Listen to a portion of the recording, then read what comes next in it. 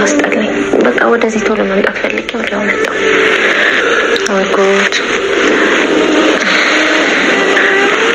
ምሳሌ በቃ ወደ ቤት እሺ። እየመሸ ነው። መቼም እዚህ መተኛ የለም።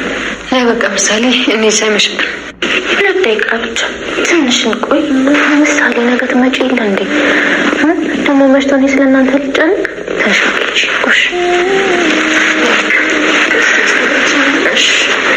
ሰጋሩ ታዲያ ደውሉልኝ እሺ። እንዳታስቸግርሽ ይላል። ውጪ 2 ደቂቃ ብቻ አባዬን ስሜው ልምጣ።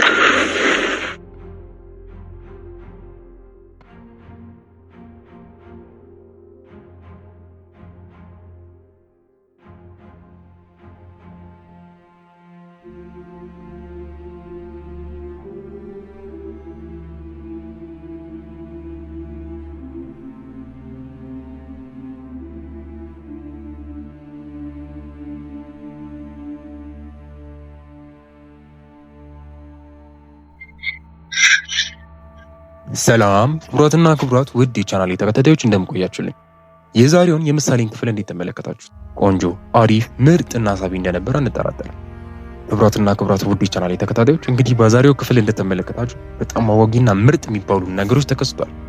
ከዚህም ነገር ውስጥ አንዱ መሀሌት ባለፈው እንግዲህ ብሩኬን አንቃ ልትገለው ራሱን አውጥታ ልትታፈነው ነበር ያለው። በዚህም የተነሳ 3 ቀን አልተላለፈም። ምክንያቱም ደግሞ እኛን ለማጓጓዝ ሲሆን አይቀርም። የእውነትም ሀሳባቸው ሰርቶ በጣም ጓጉተን ነበር። ክቡራትና ክቡራት ውድ ቤተሰቦቻችን የእውነት ጓጉታችሁ ነበር? እስቲ የጓጓችሁ በጣም ጓጉተን ነበር ስለተለቀቀ ደስ ብሎናል የምትሉ እየገባችሁ ኮሜንት ጻፉ። እንግዲህ መሀሌት እንግዲህ በተኩል ታጅባለች። ሰው እንዴት የሚያፈቅረውን ሰው አንቆ አፍኖ ለመግደል ይፈልጋል? ምን ማለት ነው? ምን አይነት ዘመን ላይ እንደደረስን እያያችሁት ነው። ኢየሱስ ክርስቶስ እኛ ለፍቅሩ ሲል ለኛ ያለውን ፍቅር ለማሳየት ሲል ራሱ መስቀል ላይ መስዋዕት አድርጎ ፍቅር ምን ማለት እንደሆነ አስተማረ። እኛ ሰዎች ግን የምናፈቅረው እኛ ካልሆነ እንግደል ያን ሰው፣ ምክንያቱም ከኛ ውጪ ደስተኛ ሆኖ ልናየው እንዲኖር ማንፈቅድም የሚል አመለካከትን ብዙዎቻችን ይዘንቀኛል። መሀሌትም ከነዚህ ውስጥ አንዷ ነው። ክቡራትና ክቡራት ወደ ቻናሌ ተከታታዮች በዚህ ነገር ምን ታስባላችሁ? መሀሌት እስቲ ከዚህ ድራማ ትወጣለን የምትሉ ቤተሰቦች ይህንን ቪዲዮ ላይክ አድርጉ።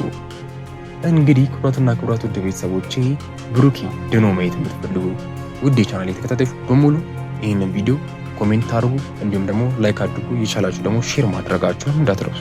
ምክንያቱም በዚህ ቻናል የተለያዩ ሀገርኛ ምርጥ ድራማዎችን እየሰራን ስለምንለቅላችሁ።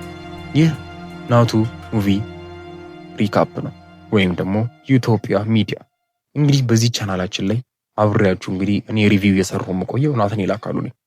ክቡራትና ክቡራት ውድ የቻናሌ ተከታታዮች እንግዲህ ምሳሌ በዛሬው ክፍል መጨረሻ ላይ ብሩኬን አባዬን አንድ ጊዜ ለ2 ደቂቃ ቻው ልበለው ብላ በተመለሰችበት ብሩኬ እንግዲህ 2 እጇን ይዞታል።